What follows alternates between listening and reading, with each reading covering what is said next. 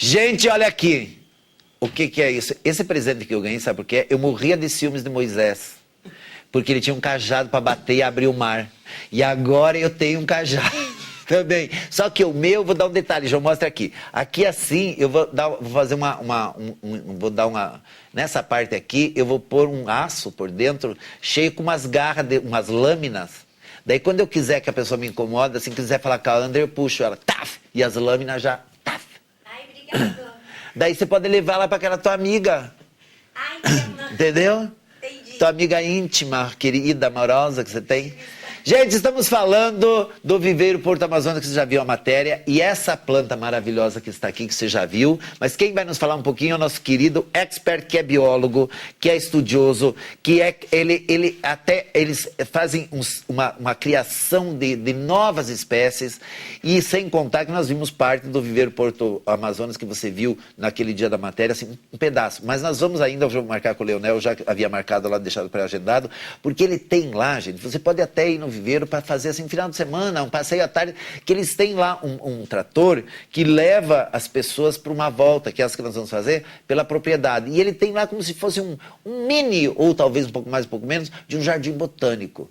Que tudo isso a gente vai mostrar ainda. Mas hoje nós vamos falar com o Leonel a respeito dessa e outras espécies. Tudo bem, meu querido? Boa tarde. Que prazer ter você aqui no meu programa, ao vivo.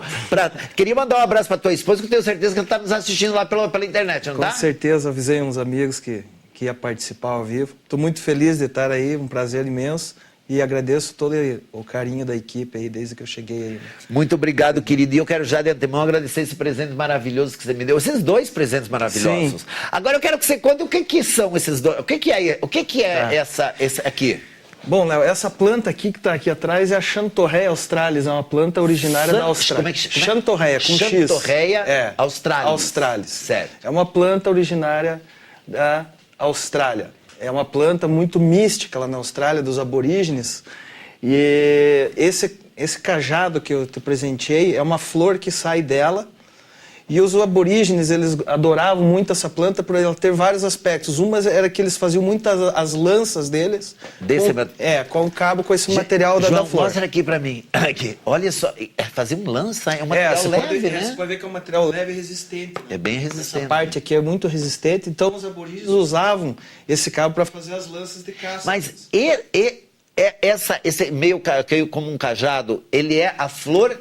É a flor, ela sai do meio da planta. Uma vez ao ano, depois que ela atinge a maturidade dela, ela já começa a florescer e atinge esse tipo de floração de pendão. Ah, é? Sim.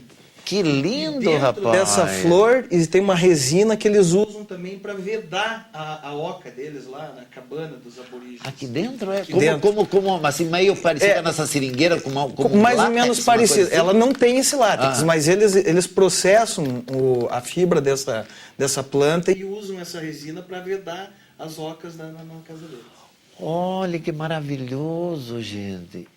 Agora, fale um pouquinho pra gente dessa planta. Ela é uma planta assim, ela me parece não ser tão comum, não é? Não, essa planta no Brasil hoje é quase praticamente impossível de encontrar. Ela é uma novidade que está chegando agora aqui. E ela é uma planta muito interessante, porque as plantas, no geral, da Austrália, elas se adaptam muito bem no Brasil, porque estão mais ou menos na mesma linha do Equador. E outra coisa interessante dessa planta é, lógico, o formato dela, né? O formato, ela é linda. As folhas dela chamam muita atenção.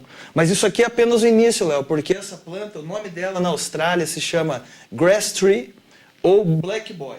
O Black Boy vem porque na Austrália ele tem aqueles desertos e tem muita ocorrência de raios e relâmpagos e pega muito fogo, às vezes, naquelas savanas, naqueles campos que tem na Austrália. E acaba queimando essas plantas. Os troncos ficam pretos, a folha queima e com o tempo ela rebrota e aí os índios e o pessoal lá chamam de black boy. Grass tree eles chamam por isso, porque com o tempo ela vai formando um tronco. Ah, é? E esse tronco com esse cabelo em cima que lembra um mato, uma grama, então ele tem o grass tree. Nossa, que lindo que vai ficando. Ela vai ficando cada vez mais bonita. Cada vez mais bonita. Essa planta aqui, ela vai atingir o ápice da beleza dela a partir de 20, 30 anos. Ela é uma planta lenta, porque ela precisa formando o tronco dela. Ela vai morrendo as folhas de baixo e vai formando o tronco. Então, com o tempo, você vai ter um tronco como de uma árvore e essa beleza dessas folhas cilíndricas em cima. Mas que pena que você não vai ver ela, né, João? Crescida. Que pena, João. Eu mando uma fotinha pra você lá onde você for. Não sei se é pra cima ou pra baixo, mas eu mando. Agora, você, assim, como eu falei, né, Leonel? Você é biólogo, você é um estudioso. E você já nos disse naquela matéria anterior, Sim. Assim, que o teu pai criou tudo aquilo, né? Que vocês continuam fazendo. Mas você você constantemente está pesquisando, tá? Assim, se aperfeiçoando e até criando outras espécies, isso? Sim, na verdade, o que acontece? Hoje o mercado de plantas ele vem crescendo no Brasil, né? E novas espécies, você tem que ter um lançamento. Ah, ó, temos ali alguma coisa ali que nós vimos. Temos umas imagens um pouco de dentro da nossa estrutura, né? Do que a gente oferece para o cliente que está nos visitando. A gente tem uma estufa lá de 1.500 metros quadrados, né? Com praticamente espécies que você encontra em todo o Brasil, assim, né? Muitas plantas exóticas também e muitas nativas. Agora, Leonel, você, assim, mas você estava falando, então, vocês chegam a criar outras espécies ou não? Veja bem, o que é o criar mesmo, não. A gente introduz no mercado. Estão tudo lindo. Aquelas ali são maravilhosas que estão aparecendo ali. As bromélia imperial, né? São plantas já que o povo já conhece, sabe? Então, essa chantorreia é uma planta que eu pesquisei, mas eu trouxe ela de fora, né? E estou introduzindo ela no mercado aqui. Ela é muito interessante porque ela é muito boa para o nosso clima. Ela tolera altas temperaturas e baixas temperaturas. Então ela é uma planta de extremos. E o formato dela diferenciado que traz todo um requinte, né? No paisagismo, muitos paisagistas chamam essa uma planta coringa. Onde você coloca ela, desde que seja um solo bem drenado e com bastante sol, né? Bastante insolação, né? Ela é uma planta que exige ficar em bastante sol, isso? Porque, veja bem, gente, nós estamos com ela aqui dentro do nosso estúdio, que o Leonel nos deu de presente. Ela vai ficar aqui com a gente aí uns 10, 15 dias, mas obviamente, ela vai já sentir uma falta de sol com esse período, né? Mas ela não é uma planta para esse tipo de ambiente aqui. Vou deixar ela aqui para você enfeitar seu estúdio, Léo. E daí, mais uma semana, uns 10 dias, você vai levar e plantar ela na tua chácara. Ah, mas eu quero mostrar ela. Eu quero mostrar, inclusive, o plantio, quando eu for fazer o plantio, eu vou filmar o plantio dela, pra gente ver como é. Porque sabe o que é, Leonel? Até eu acho bacana você estar aqui com a gente pelo seguinte, veja bem. O que acontece? As pessoas, nós que somos leigos, a gente acha que planta é só pegar lá do viveiro e plantar. Mas toda planta requer, assim, cada planta requer um cuidado diferente, não é isso? Com certeza. Umas mais água, outra menos água, outras mais sol, outras menos sol, outra mais para externo, outra interno, não é mais ou menos assim? Certamente. As plantas, lá no nosso viveiro, o pessoal procura, quando a gente tem uma equipe treinada que já conhece sobre a maioria das espécies que são comercializadas, e a gente traz todo esse estudo para a pessoa, essa consultoria, para ela saber o que ela está comprando.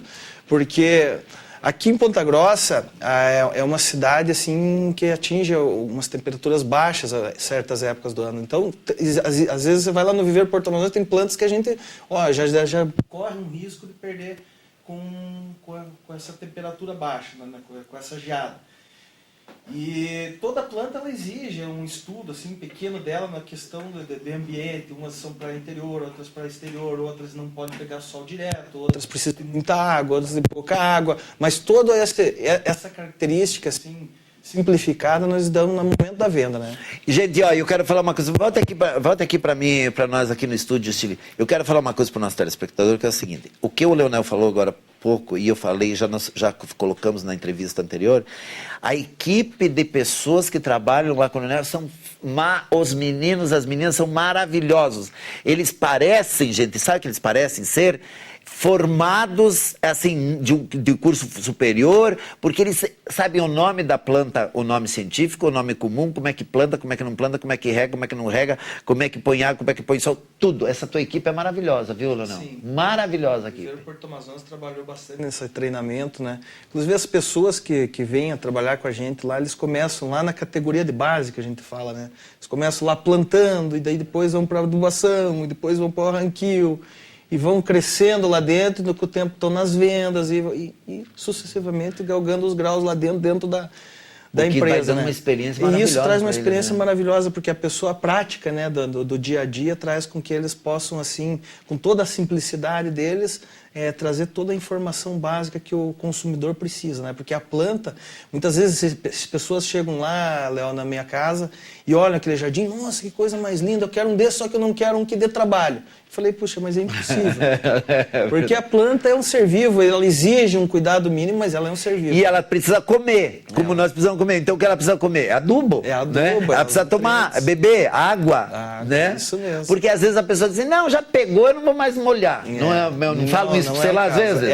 O jardim, ele é praticamente assim, a cara do dono, assim, né? Ele tem que investir não só nas plantas, mas também na manutenção também, né? Agora, gente, ó, nós combinamos, eu vou adiantar esse lado para vocês, é o seguinte, o Leonel, nós vamos combinar com ele, ele vai nos dar algumas dicas. Sabe as dicas que a Lilian Tax Fonseca sempre nos dava e nos dá sempre que a gente faz matéria com ela, que ela é maravilhosa? E então, o que nós vamos fazer? O Leonel vai nos ajudar a cuidar do nosso jardim, das nossas plantas. Porque às vezes a pessoa diz, eu plantei a grama pegou. Mas a grama também, por ser hotel, a grama é um pouco mais forte, mas ela também precisa de adubação. Precisa. Ela precisa de água. Sim. Ela precisa de, não é? Hoje em dia o gramado basicamente assim, o que vai ditar a qualidade dele assim no futuro é a camada de terra. Às vezes o pessoal põe uma camada muito fina de terra, entende, Léo? Então qualquer sequinho a grama esturrica, né? Ele faz uma base boa de terra e tudo. Enfim, são pequenos macetes assim, mas que isso para cada cultivo, sabe? A própria grama, ela exige uma manutenção anual de calcário, adubo. Se você fizer... Ureia, não é ureia? Põe também? Ureia é muito bom, né? Antes de uma chuva, assim, de preferência. O pessoal reclama, eu não gosto de grama que cresce muito. Mas é aí que tá. A grama que cresce bastante é a que tá saudável. É verdade. E a que tá com imunidade, é a que tá forte. É essa que dá mais trabalho que a mais bonita. É verdade. Eu sei disso, que lá na chácara tem muita grama. E eu também, às vezes, digo, mas como é que cresce tão rápido? Eu acordei semana passada aí. Mas também, veja bem, com ureia, eu sei, assim, a cada 6 meses, 1 ano, mais ou menos, eu jogo sempre ureia. Eu não ponho outras coisas, mas a ureia sempre eu ponho. E ela vem bonita, ela vem mais verde, ela vem bonita, né? A ureia é o nitrogênio, né? Ele traz a cor da planta. A cor da planta, justamente. Você pode trabalhar com ureia depois, o NPK também, também com matéria orgânica, certo? Mas o gramado, assim, o pessoal às vezes chega lá no viveiro, eles falam, poxa, Leonel, eu queria um veneno para acabar com o mato. Se você manter teu gramado bem sadio, bem forte e fazer a retirada das ervas daninhas, das invasoras com a mão, mecanicamente isso... Ela vai fechando. A grama fecha o mato. É essa que é o perfil de um gramado saudável. Ela não deixa o mato vir depois. Não deixa vir o mato depois. Porque o veneno, assim, por mais que você tenha um seletivo, um defensivo agrícola, vamos falar mais tecnicamente... Ele prejudica a grama. Ele prejudica porque ele tem uma ação hormonal e a grama nunca vai ser uma grama daí meio diabética, assim, tá meio fraca, assim. Então, a gente trabalha dessa forma, mecanicamente e meter adubo na planta, meter... Claro, tudo isso tem um período, né? Lógico, ela vai dar mais trabalho no começo, porque o mato vai continuar nascendo. Mas à medida que a pessoa for indo, então ela acaba se livrando da praga. Sim, ela fecha e não dá espaço para a semente da erva daninha, que não acaba nunca, praticamente, naquele ambiente. Dela germinar e a hora que aquela plântulazinha pequena precisa da luz para se firmar, a grama fecha. E daí, então, quando você vê um gramado assim, que está toda hora crescendo, tudo isso é um bom sinal. Tendo um matinho, uma rosetinha, às vezes acontece um pouco de desequilíbrio, que o pessoal deixa, né, com o trevo, tudo. Praticamente tem que arrancar a grama e pôr outra, mas sempre cuidar, um negócio bem elaborado, uma sanidade nesse gramado, né, uma nutrição perfeita, que a planta também tem imunidade. A grama, essa xantorréia, palmeira, a bromélia, elas têm uma imunidade. Então, se você trabalha com isso num equilíbrio, você vai ter menos doença, vai ter um monte de coisas assim, além da cor e a vitalidade da planta. Ela é como nós, né? Ela é como nós. Se a gente comer muita porcaria, não aumenta nosso colesterol, nosso triglicéridos. Se a gente mantiver uma comida mais saudável e tal, nós temos a nossa vida se torna mais saudável, melhor, as doenças não caem tão de paraquedas conosco, assim com a planta. E, gente, uma coisa que eu estava quase esquecendo também lá no viveiro, é uma quantidade imensa de árvores frutíferas. Sim. Não é? Temos de tudo lá. Nós trabalhamos com frutíferas tropicais, frutíferas europeias, que tecnicamente se fala, aquelas plantas, né, as frutíferas de caroço, pêssego, ameixa, nectarina, daí temos maçã, pera, enfim, quer dizer, uma infinidade, mais de 100 espécies. Hoje nós estamos também trabalhando com uma linha grande de plantas tropicais, vêm de outras partes do Brasil, não são produzidas lá, né, claramente pelo clima, mas a gente tem um preço assim de produtor. Eu tive...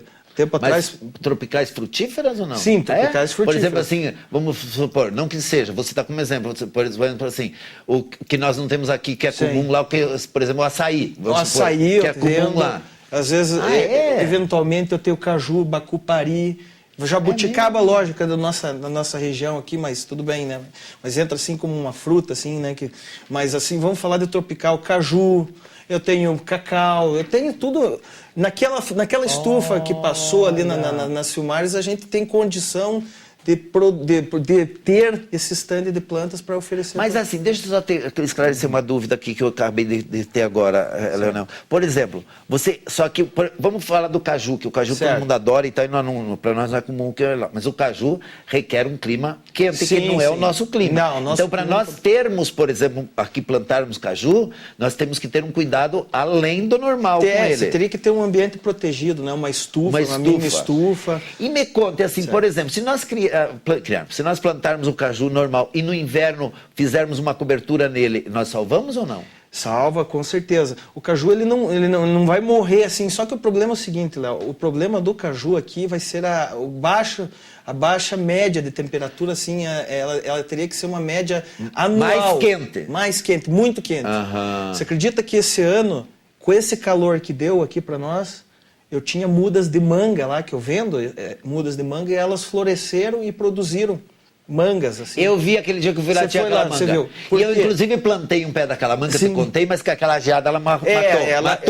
Mas sabe por quê? Mas aí que eu digo, meu telespectador, nós leigos temos falta de conhecimento, porque depois que você me falou lá que ela precisava, eu poderia ter feito esse processo de proteger ela.